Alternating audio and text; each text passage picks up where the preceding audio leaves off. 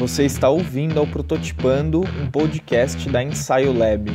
Meu nome é Pedro Piovan, eu sou o fundador da Ensaio e por aqui a gente vai receber quinzenalmente diversas pessoas que são amigas da inquietude para a gente navegar e explorar juntos a essência da inovação e do design. Então fica à vontade para ouvir esse podcast e vamos junto nessa.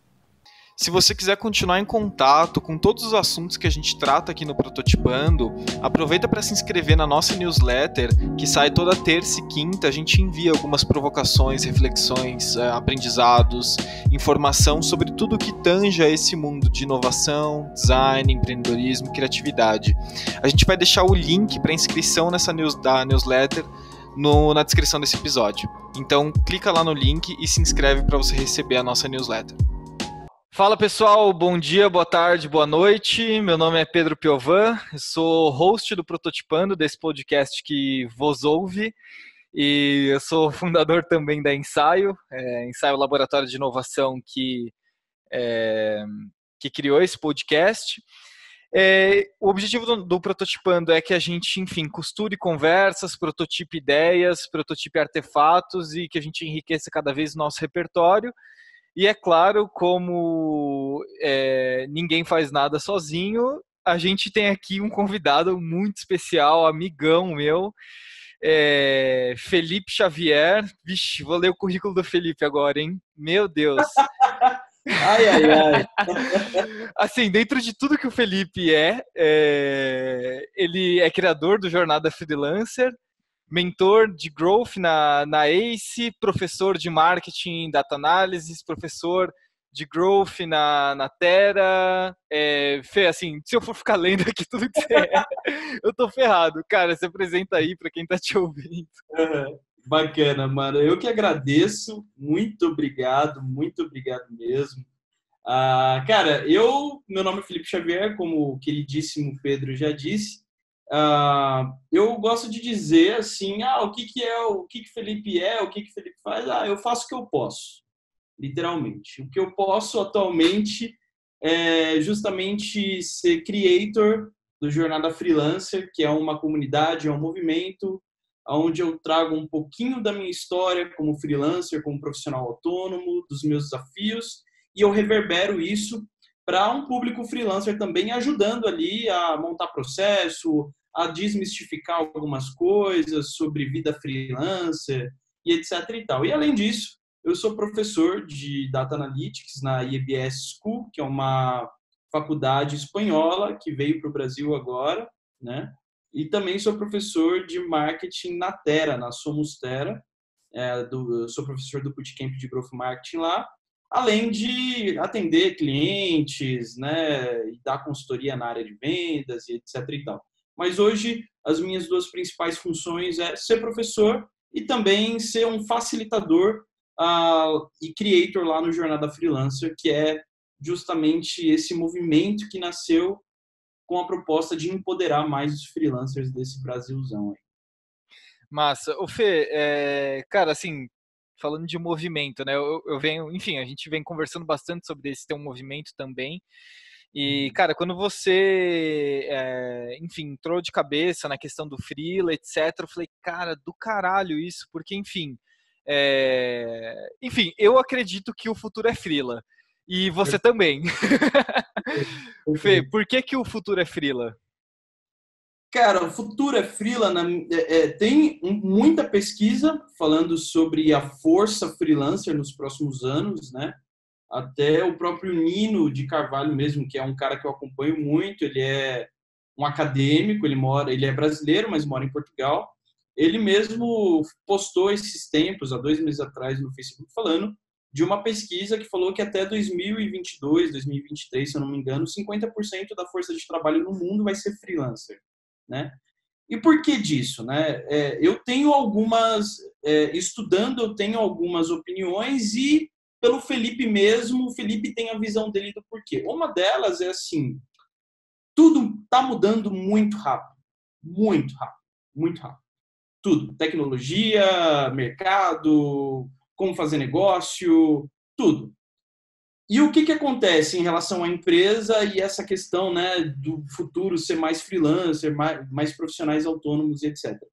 Na minha visão, não vai compensar para um futuro, por exemplo, uma empresa ter um grande time de colaboradores ali, sendo que tudo vai mudar muito rápido e o processo de reciclagem ele vai ser muito mais custoso e dolorido para a empresa, para essas empresas grandes que a gente conhece hoje, né, as corps. A gente sabe que essas grandes corps elas não vão morrer, mas elas vão mudar a forma de conversar com o mercado, com as necessidades do consumidor e etc.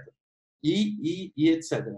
E isso tem relação com, cara, uma estratégia hoje, por exemplo, dentro de uma empresa, ela leva um tempo para ser construída, né? Ou antigamente ela levava um tempo para ser feita, etc e tal.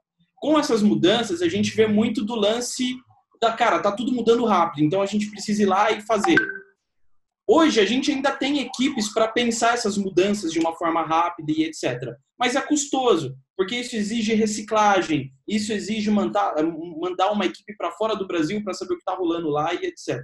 Para mim, na minha concepção, na minha visão, vai ser muito mais fácil manter um time enxuto e aí usar freelancers e profissionais autônomos para atender esses projetos que vão necessitar já de profissionais especialistas naquele movimento mega novo, emergente, mas que já tem gente preparada para aquilo. Vai ser muito mais fácil você já contratar uma pessoa preparada para aquilo do que você ter que reciclar a tua equipe de novo e de novo e de novo para você conseguir fazer aquele projeto acontecer, entendeu? Para mim, é muito mais fácil ter uma equipe enxuta em que, sim, ela está acompanhando o movimento do mercado, etc., mas é muito melhor você ter essa equipe enxuta e contratar projetos, né, profissionais por projetos, por demanda, do que você inflando a tua empresa de profissionais, de colaboradores, sendo que você vai gastar muito mais tempo reciclando essa galera, educando essa galera, do que fazendo com que os colaboradores executem de fato, né? Então, para mim, essa é uma das visões que eu tenho de futuro, de empresa, né? A gente vai ter squads enxutos ali, mas, na verdade, para fazer uma estratégia, uma tática, um movimento daquela empresa para o mercado acontecer, vai ser muito mais fácil ter profissionais ali autônomos que já têm uma relação com aquela mudança, uma expertise, e colocar ele dentro daquele projeto, daquela demanda exclusiva, e por aí vai, né? Por aí vai. Então, para mim fica muito mais fácil, né? E fica muito mais orgânico também. E para a empresa essa relação vai ser mais tranquila, né? Vai ser menos custosa e vai ser mais ágil, né? Eu gosto muito do Luli Radfarer. O Luli Radfarer é um PhD, ele é professor lá da USP e ele fala justamente sobre isso. Ele fala, cara, no futuro nós profissionais CLTs ou profissionais que estão vinculados à empresa, a gente vai ter a nossa carta de alforria, porque vai existir uma crise. Porque nada mais do que tem hoje desse movimento de gestão, de ser empresa, de estar em empresa, isso não vai mais ser sine qua non, entendeu? Não vai mais fazer sentido. Vai ser tudo muito volátil, vai ser tudo muito rápido, vai ser tudo muito, assim, para ontem. E para ontem a gente não tem tempo de ficar, por exemplo, uma empresa não tem tempo de ficar formando pessoas, né? Empresa não é ONG, empresa não é faculdade. Empresa, ela sempre vai continuar sendo aquela relação hierárquica, onde tem um lá em cima que sabe bastante, tem dinheiro e manda, e o resto faz. Se bem que eu acredito que isso vai mudar também ao longo do tempo, mas a gente vai ter, sim, ainda as empresas existindo, só com que essa visão mais enxuta de equipe e contratando profissionais por demanda aí. E Fê, você estava falando, cara, eu venho, enfim, eu venho do mundo de produção cultural, né? E eu produzi por muito tempo mostra de cinema, etc. E é engraçado porque eu falei, cara, assim, eu trabalhava dessa forma na mostra. E enfim, todos os produtores culturais, ele trabalham um pouco nesse modelo. Por que você acha que isso é novo para o mundo corporativo, Fê, esse movimento, sendo que não é tão novo para outros cenários?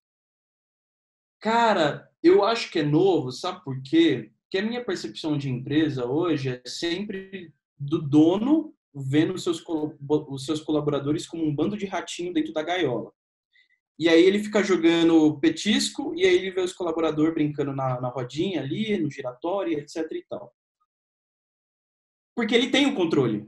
Ele tem o controle. A gente entende que as empresas hoje, no mundo inteiro como elas são, têm um perfil hierárquico onde sempre tem uma pessoa ou um grupo que vai ter um controle sobre a base. E a base vai fazer o que aquele grupo de controle quer. Ponto e acabou, né? No mundo cultural, no mundo artístico, é diferente, obviamente, porque a relação com o trabalho ela é diferente por causa da visão artística e cultural também. No mundo do negócio, a única visão que o grupo de controle tem é dinheiro, dinheiro, dinheiro e dinheiro. Né? E o que acontece? No futuro, por agora a gente já está começando, mas a questão cultural e artística, o profissional de arte, o profissional que trabalha com arte, o profissional que trabalha com cultura, é um profissional que trabalha com experiência o tempo todo, proporcionando boas experiências o tempo todo. Isso vai começar a acontecer também com a empresa. A empresa ela não vai mais vender um produto em si, e é o que a gente já está vendo hoje, ela vai vender uma experiência. A gente pode pegar como exemplo a Amazon, como exemplo grandes corporações que elas não vendem mais um produto em específico e elas vendem a experiência. E a Amazon é um grande exemplo de uma empresa que usou a força freelancer, por exemplo. A Amazon não. A Netflix, né, por exemplo, é uma empresa que usou a força freelancer para construir o sistema de recomendação deles. O que é mais barato? A gente ter e capacitar um monte de cientista de dados aqui dentro para ficar treinando, né, uma máquina para ver qual sistema de recomendação funciona melhor, ou eu posso jogar isso numa plataforma freelancer e quem me entregar o resultado mais perto daquilo que eu espero, eu pago. Foi assim que aconteceu, né, o sistema de recomendação da Netflix, por exemplo. É assim que acontece algumas coisas relacionadas à Amazon. A Amazon vai lá, joga no Kaggle. O Kaggle é uma plataforma onde conecta profissionais que manjam de machine learning, dados e etc. Joga lá, a galera vai lá, entrega várias ideias, eles veem todas aquelas ideias, retêm todos os insights delas, mas a melhor, eles pegam e pagam ali um valor específico. Por exemplo, a Netflix pagou $1 milhão para o russo que fez o sistema de recomendação. Cara, o que é $1 milhão para a Netflix hoje, entendeu? E o cara construiu um sistema de recomendação tão complexo, ele é um freelancer que construiu um sistema de recomendação tão complexo que a Netflix não conseguiu implementar ele todo até hoje, né? Ela conseguiu implementar uma parte dele na época, que era muito complexo. Era muito mais do que o Netflix precisava. Então, o que saiu? O que compensou mais, né? Pô, legal, deixa eu empoderar uma classe que está emergente aqui, de pessoas que já estão manjando, que já têm habilidades suficientes, eu vou falar para eles me darem a solução. E aí eu vou pegar essa solução e vou encaixar dentro da empresa e vou contratar alguns profissionais para fazer a manutenção disso. E não vou necessariamente precisar contratar profissional para educar ou para falar exatamente aquilo que eu preciso. Não. Eu pego um projeto, eu contrato profissionais num projeto por demanda, faço eles baterem a cabeça e eles me entregam aquilo que eu preciso. Obviamente, tem coisas boas e ruins nisso, mas é um movimento que funciona melhor, né, para um futuro. Então, justamente, a Netflix, a Amazon e toda essa galera entrega experiência. Eles já estão fazendo isso. Então, é uma coisa que vai começar a acontecer com mais força no Brasil. Por exemplo, não vai ser mais só aquela relação de vender produto e ganhar com ele. Não, é aquela relação de, ok, esse é o produto, mas a experiência por volta dele é muito maior. Por isso, eu vou precisar ter profissionais que têm visões diferentes. Eu vou precisar ter profissionais que têm vivências diferentes, com outros desafios, com outros projetos. E esses profissionais são freelancers, porque você não consegue ter isso, né, essa capacidade de conseguir promover uma experiência incrível, entregar um projeto com uma experiência incrível, se você tem, por exemplo, um monte de rato dentro da gaiola. Entendeu? Você tem um monte de funcionário, um monte de colaborador dentro de 4 paredes, olhando para o teto, olhando para o lado, olhando para frente, e trocando ideias, se relacionando, mas ele não tem vivência de outros desafios o tempo todo. O freelancer, ele tem isso. Uma semana ele está com um projeto, outra semana ele está com outro, no outro mês ele está no outro país.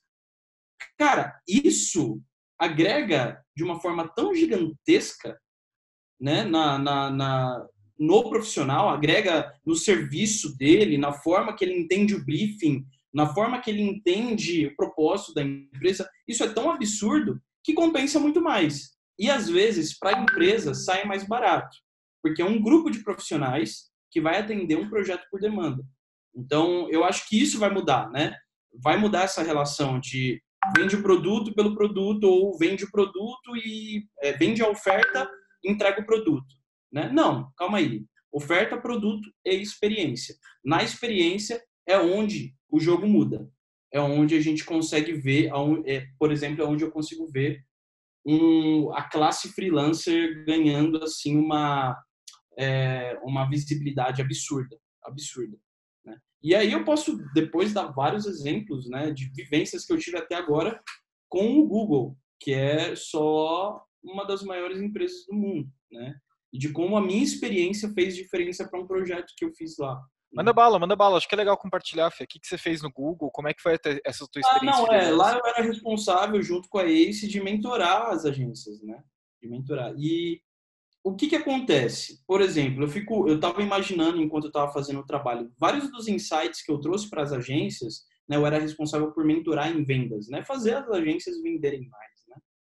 E vários dos insights em momento de mentoria, de consultoria que eu trouxe para as agências, se eu for falar assim que 40% deles não, minto. Se eu for falar assim, cara, 40% deles foram insights de vivências que não tiveram nada a ver com vendas, que não tiveram nada a ver.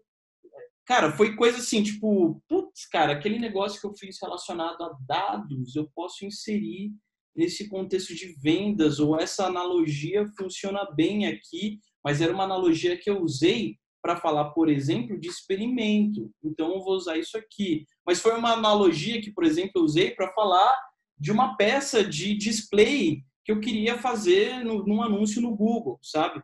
Tipo, coisas de vivências de outros desafios que eu tive, que eu consegui usar para falar, por exemplo, sobre vendas e conseguir trazer mais maturidade para aquela ideia, para aquela proposta, para aquele plano de ação que estava todo mundo batendo a cabeça, etc. e tal, né? Cara, até mesmo ficção científica, eu começava a usar umas analogias assim de, cara, aquilo que eu li no livro do Murakami, eu li no livro do Star Wars, não sei, eu consegui encaixar com uma analogia para explicar melhor aquilo que eu estava falando e que eu via que a galera não estava entendendo tão bem, sabe? Tipo, eu fui falar, por exemplo, sobre upsell e cross-sell usando a questão de, cara, entende o teu negócio, entende o teu produto que você está vendendo como um planeta. Entende os pequenos serviços como satélites.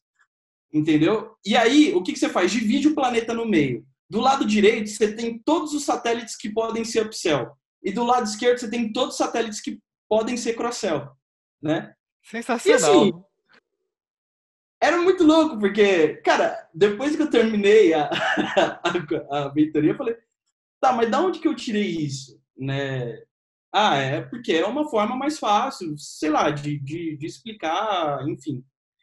Então, assim, é muito difícil, e aí eu não quero ser preconceituoso, tá? Mas é muito difícil a gente ver isso acontecendo numa grande Big Corp. Eu dou um exemplo mesmo. Ontem eu estava indo para um cliente e aí eu cheguei na torre lá, corporativa, aí chegou uma pessoa que tava que conhecia a outra pessoa que estava comigo, e essa outra pessoa que estava chegando, ela chegou com uma cara de morte, assim, uma cara de e tal. E aí, essa pessoa que estava comigo, ela perguntou, cara, mas você tá bem? Tá tudo bem? Eu falei, eu tô vindo trabalhar, né? Eu não tô indo empinar pipa, eu não tô indo pra praia. Eu tô vindo trabalhar. Com que cara que você quer que eu chegue? E eu fiquei pensando, cara... Uau, né? Nossa. E assim, é geral, né? A galera que Total. trabalha, eu sou de São Paulo, você é de São Paulo, a galera que sai para trabalhar, Você entra no metrô, você já vê aquela cena fúnebre. E aí, de verdade, eu não sei como que as empresas vão sobreviver no futuro próximo se elas não começarem a entender que uma experiência, uma boa experiência ao cliente, uma empresa saudável, ela começa no nível de vivência que você proporciona para os seus colaboradores. Por exemplo, eu posso estar errado aqui falando que as empresas, grandes empresas com milhões de colaboradores como existem hoje, vão acabar, porque elas podem acordar e podem falar assim, não, beleza, eu preciso entender o meu colaborador como um freelancer. Tá, o que que significa?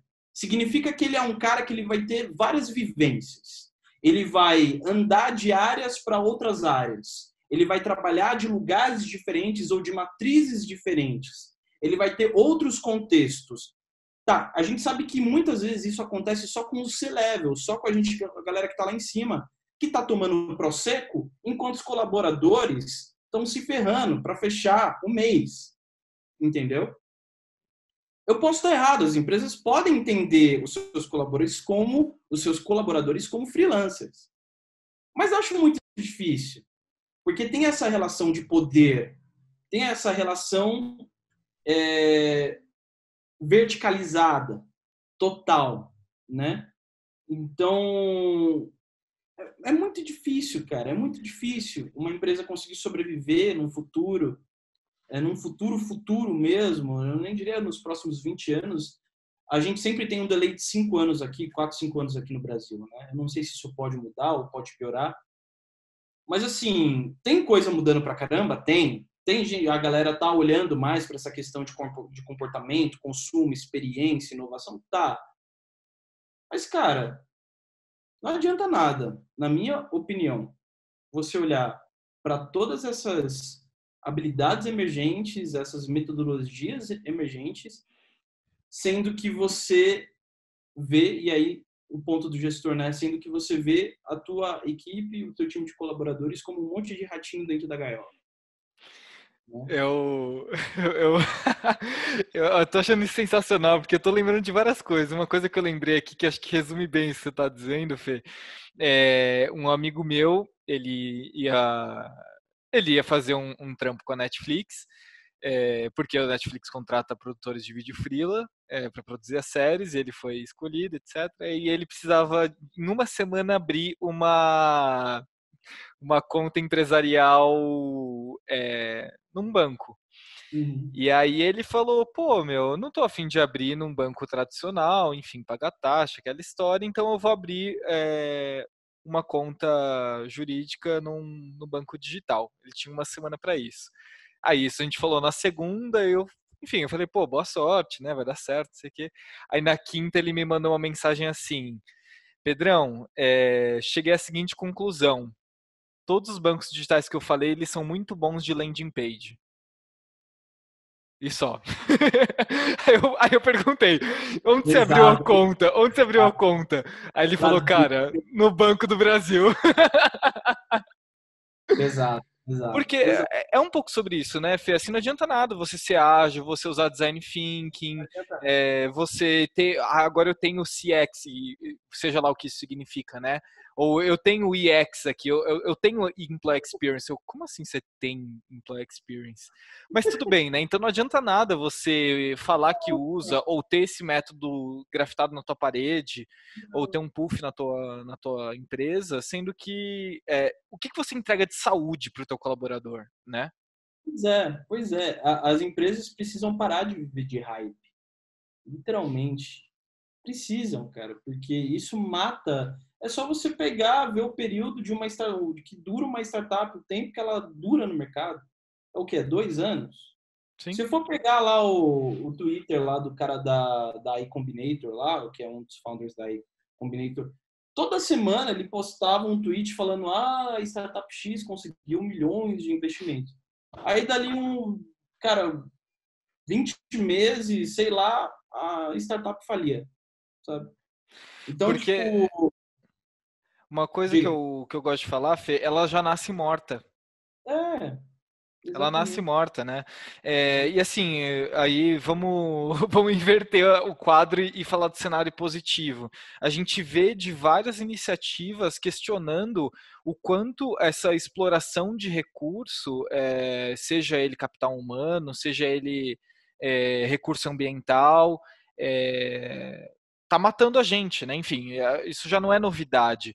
Mas então a questão é como é que a gente pode conviver com esses recursos de uma forma saudável, né? Então como é que a gente pode conviver com a natureza de uma forma saudável sem matar ela para a gente ganhar dinheiro, né? Uhum. Eu acho que esse é um ponto. E aí a gente pode trocar esse nome. Como que a gente pode trabalhar com outros seres humanos sem matar eles, né? Perfeito, perfeito.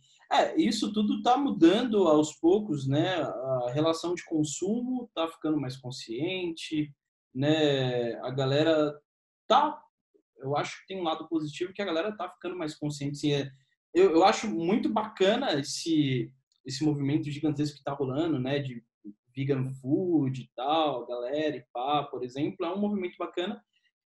Eu acho que é hype também, é uma hora história, um pouco a boa, mas assim,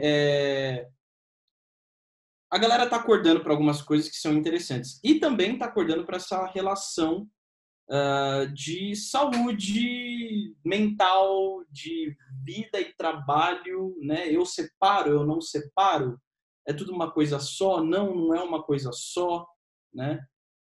Eu acho que um benefício, uma das coisas mais divertidas, digamos assim, e bacanas de ser freelancer, talvez, é justamente essa, você não separa exatamente, né? Por exemplo, eu estou aqui da minha casa, eu tenho a minha disciplina para trabalhar de casa, né? Eu tenho que ter um pouco essa separação de cenário, de enxergar a minha casa como casa e depois enxergar a minha casa como ambiente de trabalho. Mas vida é vida. Então eu vivo trabalhando e vivo no lazer com a minha família e etc. Eu não necessariamente separo tanto, porque eu tenho essa possibilidade, eu tenho essa liberdade de que, por exemplo, enquanto eu estou gravando um podcast com meu amigo Pedro, eu estou sentado num sofá, eu estou tomando um vinho, ou estou fazendo qualquer outra coisa, né? Isso está relacionado à liberdade de me expressar, de fazer aquilo que eu sinto vontade, mas sem deixar aquilo do qual eu tenho responsabilidade, que é o meu trabalho, né?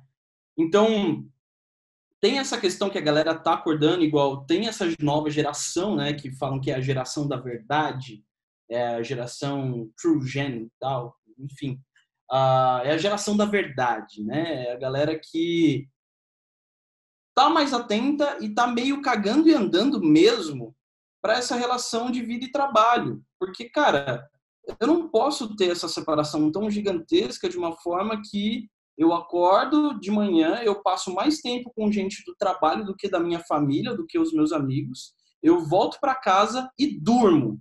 E no dia seguinte eu tenho a mesma rotina. Cara, é só trabalho, é só trabalho. E essa nova geração tá vendo que isso não faz mais sentido. E eu concordo completamente. Porque a gente acaba ficando escravo de. E aí entra um espectro político aqui e tal, mas eu não quero ir tanto para isso. Mas acaba virando só uma relação de vida capitalista e ponto, acabou. Você vive para arcar com responsabilidades financeiras e nada mais. Cara, e tem. E aí a gente vê. Por que a gente vê o Whindersson, que é um cara mega, ultra, né, influenciador aí, youtuber com depressão? Por que a gente vê Billie Eilish com um CD quase inteiro falando sobre depressão e suicídio? Por quê? Porque tá todo mundo buscando algo a mais, né? Ah, beleza, eu estou usando a minha arte, mas eu estou usando a minha arte, por exemplo, a gente pega o exemplo do Whindersson, um cara mega talentoso, tem um canal no YouTube com mais de 3 milhões de seguidores, tem uma legião de fãs, tá infeliz. Por que será que tá infeliz? Qual que é a relação, né? E aí eu não sei exatamente, mas eu vejo que a gente acaba sendo muito 8 ou 80, a gente não tem um equilíbrio de nada, a gente não consegue fazer uma fusão de nada muitas vezes, ou é aquilo outro. não pode se juntar, sabe? Não pode. Não, cara, trabalho é vida. O trabalho dignifica o homem, sim, dignifica o homem, como já dizia a saudosa Bíblia, mas tá, não é só isso, entendeu? Não é só E isso. Trabalho é que... vivência também, trabalho Exato. é experiência, trabalho conhecer novas coisas, novas habilidades, isso é vida também, não é só responsabilidade de você executar uma tarefa para pagar o boleto no fim do mês, sabe? Eu acho que é essa carta de euforia que o freelancer talvez consiga ter, né? E aí também é uma mudança de mindset também, porque o freelancer no Brasil ou no mundo sempre foi visto como aquele cara que ainda não deu certo na vida, ou como aquele cara que está num momento de transição. E na minha visão, não. O freelancer é o cara que justamente tem uma relação tão bem sucedida entre vida e trabalho que ele tem mais dinheiro do que trabalho e, por isso, ele não se preocupa tanto com as responsabilidades financeiras, porque ele está preocupado em ter boas experiências, aprender com aquilo, e aí tudo que é consequência em relação a finanças, a dinheiro vem, entendeu? Ô, Fê, o que você vê como os primeiros movimentos, os 2 primeiros passos para as empresas conseguirem dialogar com esse novo cenário, que é o cenário freelancer? Enfim, você falou bastante sobre como que as estruturas elas podem ser, né, empresas mais enxutas, trabalhando com projetos, mas assim, como é que as empresas elas podem dar o primeiro passo? E aí essa mensagem ela vai muito para um diretor, um empresário, alguém que está atento a tudo isso, quer entrar nesse mercado, mas fala, meu, como que eu faço essa primeira transformação? Cara, boa pergunta. Eu... Ótima pergunta. Bom, vamos lá, vamos entrar no momento prolixo aqui. Eu acho, na verdade, que isso começa um pouco. Eu acho que, na verdade, tem um longo caminho aí, tá? De entender que as pessoas não estão felizes nas empresas, elas estão saindo e, por isso, essa força freelancer está ganhando espaço. Eu acho que, assim, uma forma de os gestores atuais acordarem para cuspir, né? Tirar o ego do cu,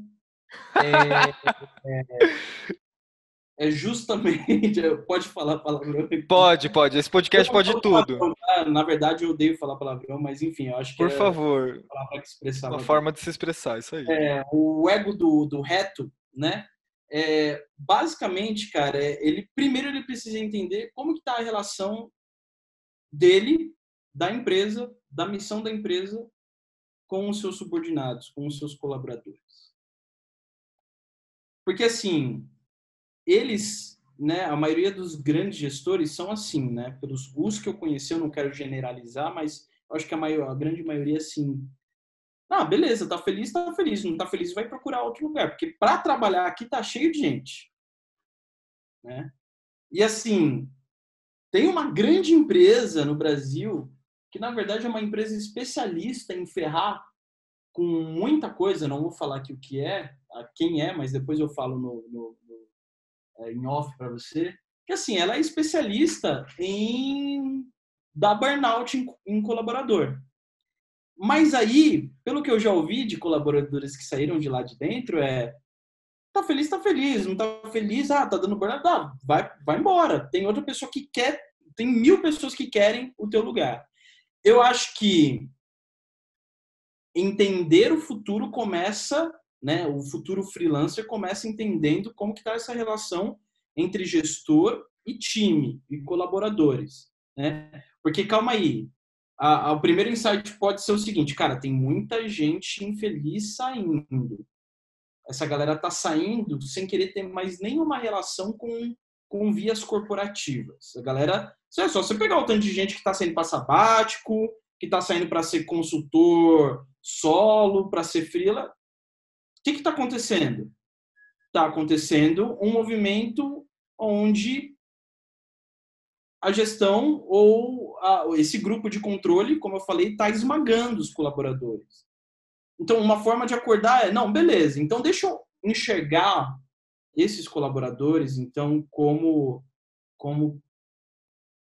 humanos, digamos assim, pessoas que têm sentimentos, pessoas que têm os seus defeitos e pessoas que precisam ter um espaço. E esse espaço ele pode ser um espaço que foge um pouco daquele sufoco diário, daquela pressão diária de ser, de fazer, de entregar, enfim.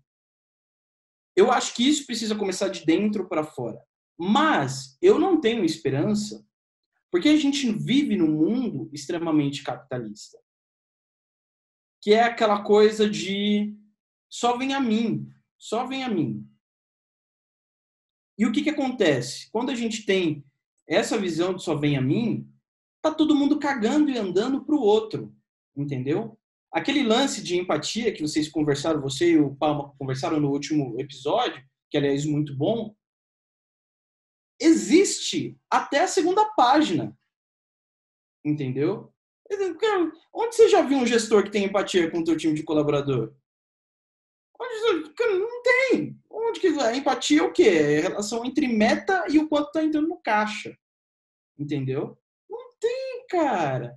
Quem tem? Empresas menores, empresas aí que visam...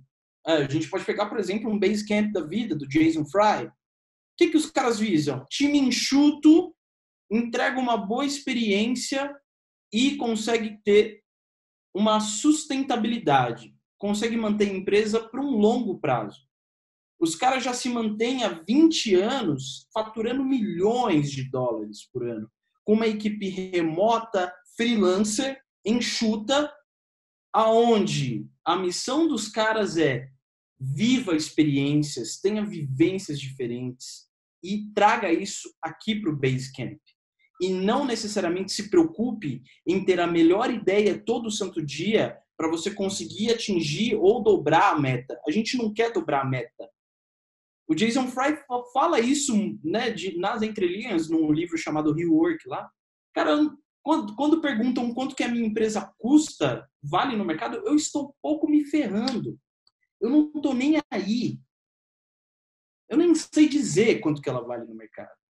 Porque a proposta e a relação que ele tem com o mercado e com o time, como missão, é outra. É empoderar outras empresas para que sejam como a Basecamp. Por isso que a Basecamp é um software de gestão freelancer, de tarefas e etc e tal, né? Então, assim, eu não tenho esperança de que Big Corps vão acordar para isso.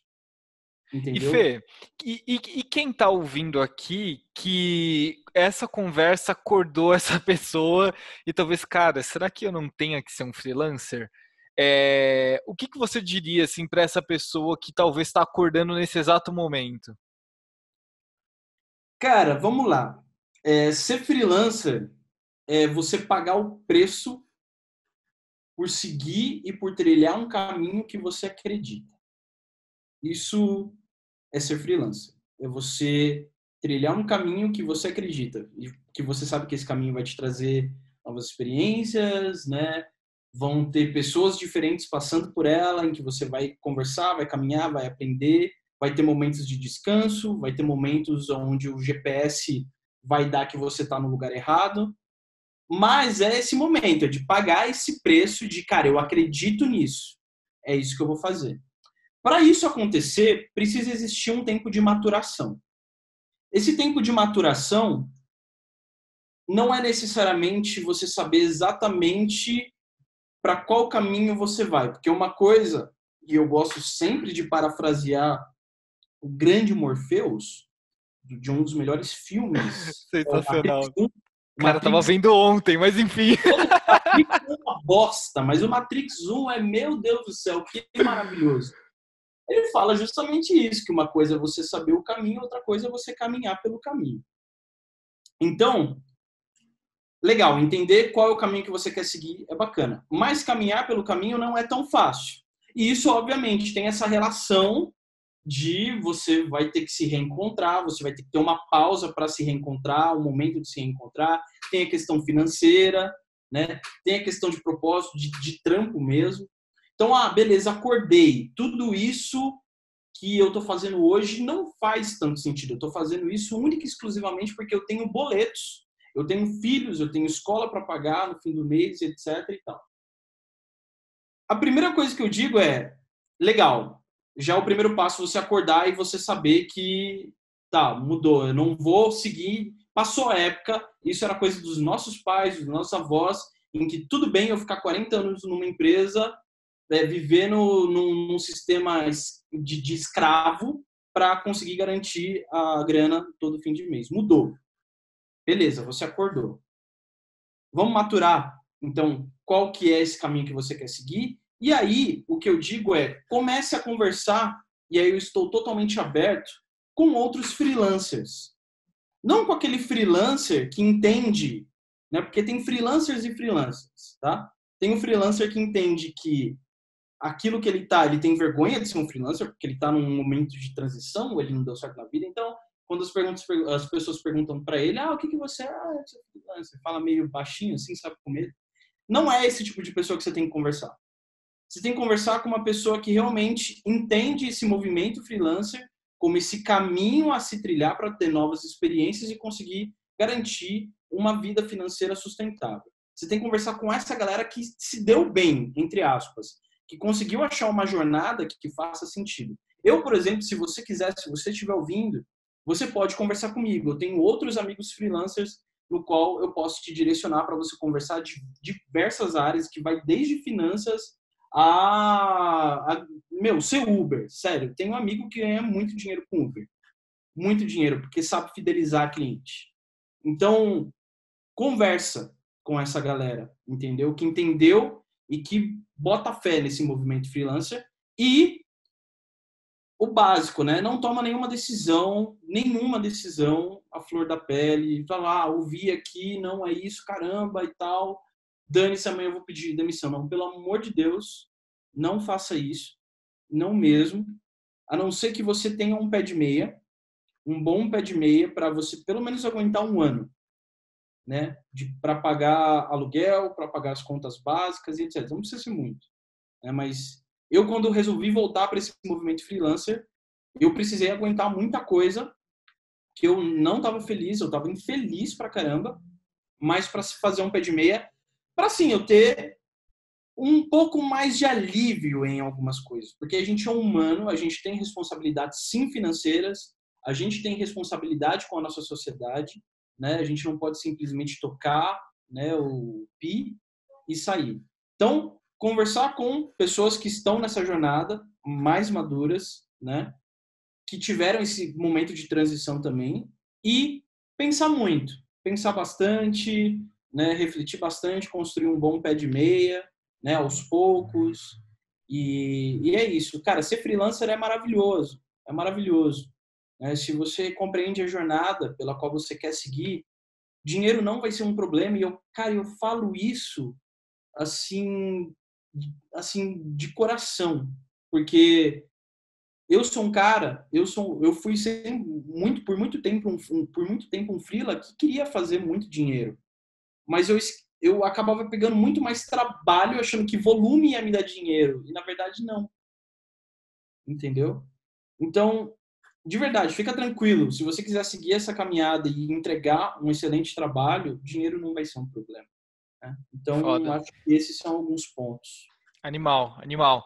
Fê, cara, enfim, a gente vai continuar conversando muito. Eu queria poder gravar todas as conversas que a gente tem, porque eu acho que é muito enriquecedor. Cara, foi demais esse conteúdo que você trouxe. Eu não digo que é um conteúdo, é uma filosofia. Cara, assim, foi foda. E agora é aquele momento em que você faz o teu jabá. Enfim, uma pessoa que quer acompanhar o Felipe, que quer saber mais sobre o teu trampo, que quer ter uma mentoria contigo, que precisa da tua ajuda, cara, 2 minutos de jabá, tô brincando. Legal. Gente, eu tenho o Vida de Freela, que é um podcast, onde o Pedrão tá por lá também, tem uma galera, né? A ideia do Vida de Freela não é só trazer profissionais freelancers, mas sim profissionais e pessoas de todos os segmentos possíveis, né? Pessoas que fazem o possível e o que podem, que é aquilo que eu falei no começo. O que você faz? Eu faço o que eu posso. Então, eu trago pessoas que fazem aquilo que elas podem no contexto de vida delas. Então, eu tenho lá a Vida de Freela, tá no Spotify, tem jornadafreelancer.com.br, que é o blog. Aos poucos eu estou alimentando e tem o canal principal, que é o Instagram, que é o @jornadafreelancer. Lá eu posto dicas e etc. Tem curso saindo e tem a segunda turma de mentoria abrindo agora para novembro, né? Já estamos em novembro. Então, tem a segunda turma, a primeira turma já rolou, foi muito legal. Tem freela se dando muito bem depois da mentoria dessa turma. Então, se você tiver algum interesse, é isso. Só entrar em contato e valeu. Fê, cara, brigadão de novo pela tua participação, foi sensacional. Com certeza a gente vai gravar mais. E Eu que obrigado agradeço. você que ficou até o final e acompanhou a gente. Quer dar uma última palavrinha, Fê?